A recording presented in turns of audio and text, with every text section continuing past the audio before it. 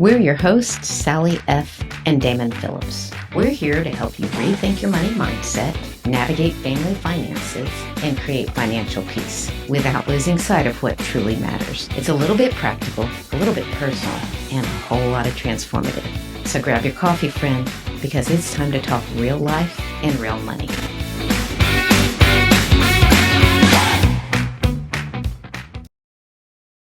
Hi guys, welcome back. Today we're talking about something I'm quite proud of, and that is how we raise our kids to learn about money, responsibility, and work, starting from an age pretty early. Pretty young. I don't even remember the exact ages. But Yeah, we're guessing 8 and 5. I'm just going to put this out there. It would be, I would love to see them on here one day and talking about what their perspective was being raised this way. So let's talk about taxing at an early age. That was your idea. It was my idea. Ultimately, I wanted the kids, when they left our house, to actually get a tax break. So we put them in a 40% tax bracket. And it's probably one of the best decisions we ever made as a couple when it came to raising our children. And we were always united on this. From day one. I'm pretty sure, which is why we're trying to remember when this all started. It'd be interesting to hear what their remembrance is, but it seems like this would have had to come after Dave Ramsey. Yes. But I don't know. So here's how it went. Let's say our son was 5. I'm pretty sure he was 5 when we started. You're 5 years old.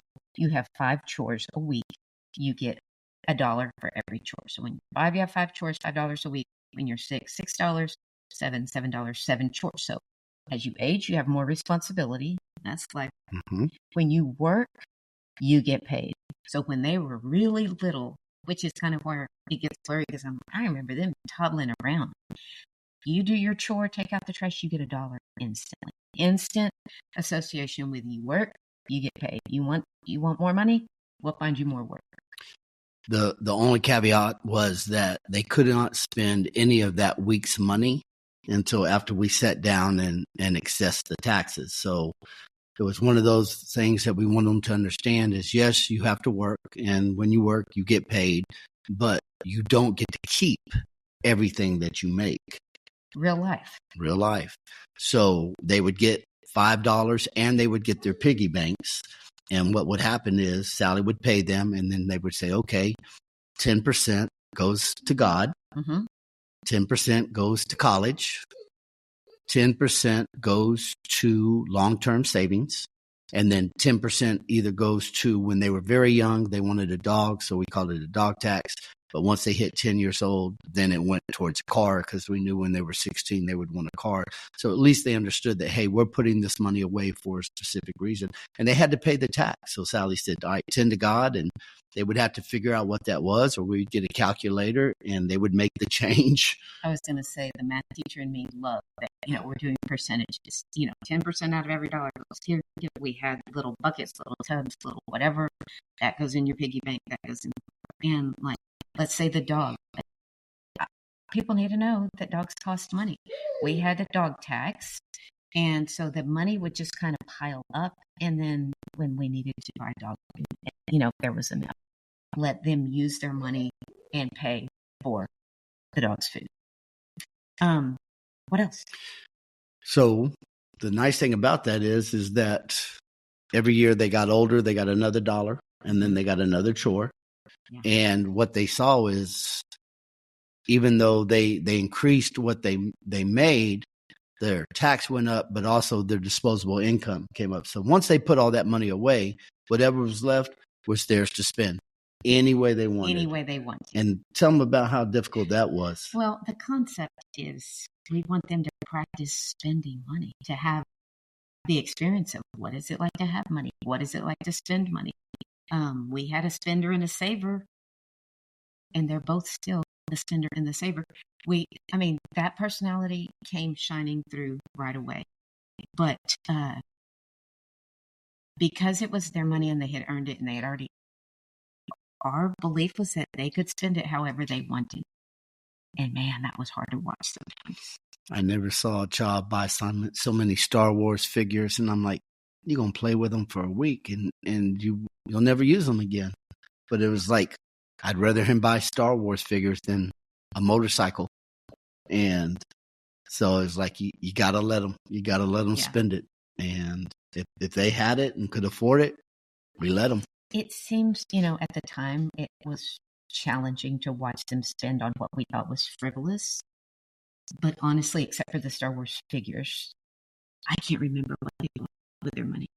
I'm sure they can't remember what they bought with their money. But I tell you what they didn't buy. So he was coaching football at the time. We would go Friday night football. We'd pack our snacks and whatever.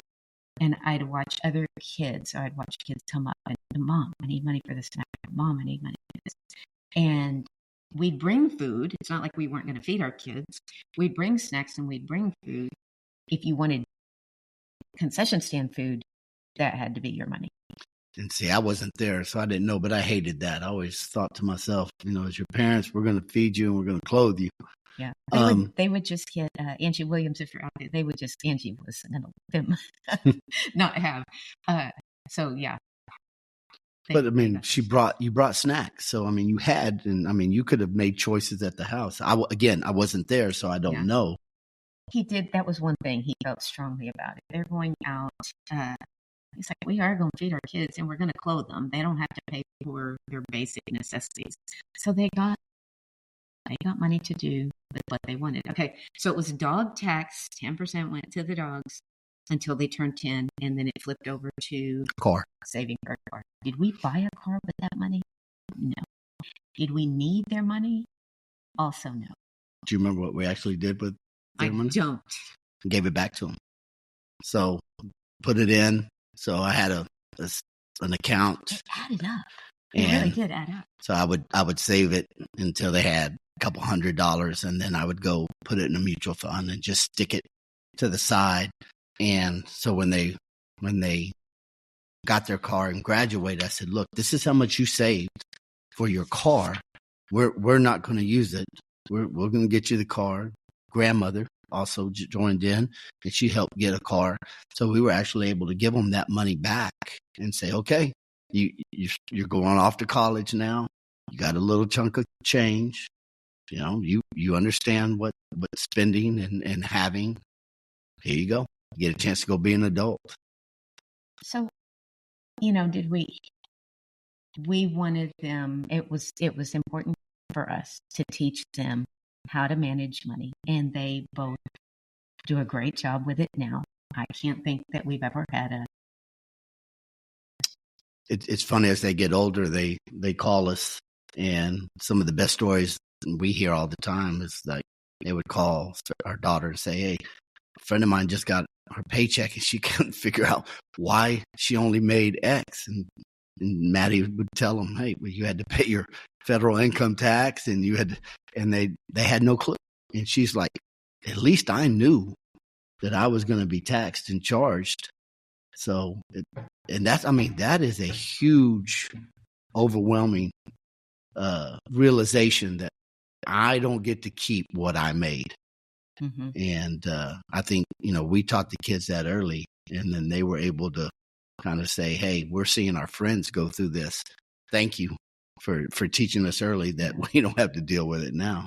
I will say, they have advised their friends on financial choices or decisions. They've thanked us on more than one occasion. We weren't just playing around. We went, and if you think of it, if you think of the amount of money that has gone through your hands over a lifetime, your salary over the years, right? You're going to have a lot of money come through your hands, and why not start early learning? So what do you do if you have kids that are grown and it's too late? Still sit down and talk to them. I mean, it's never too late to learn, to change. If you continue to do what you've always done, you're going to get the same results. So if you truly want to make a change, then you're going to have to try something new and different.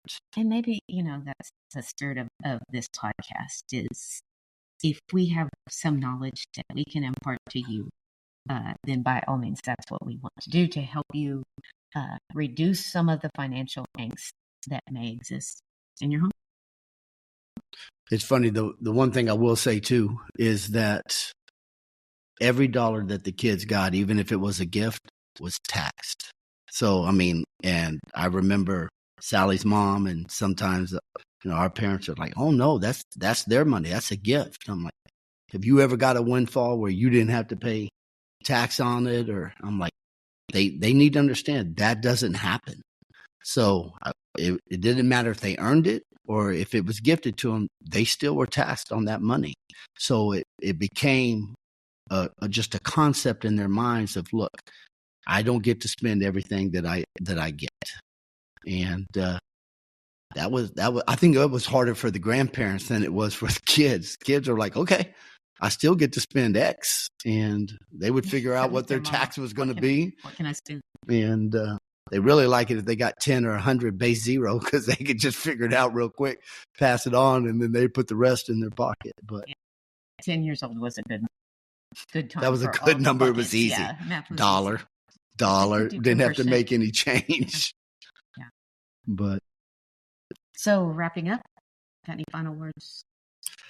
You teach your kids so many things, and I think a lot of times we do a disservice when we don't teach them about money, and we throw them out into the real world when they go to college. And then, I mean, how many people do you know that went to college and they got a credit card?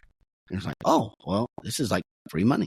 I only have to pay, $31 of my charges. I can do that. What you don't realize is that interest. So just having these types of conversations and making them aware are going to make them more financially savvy moving forward, to where at least they can make better choices. So, that's what I would say. What would you say? I would say, I started with, if there's something I'm proud of, is, I don't know so much that we taught our children, but that they took it on and they still continue to act responsibly with money. But they still like their fun in the sun money. Who doesn't like fun in the sun money? I do. Thanks for joining us.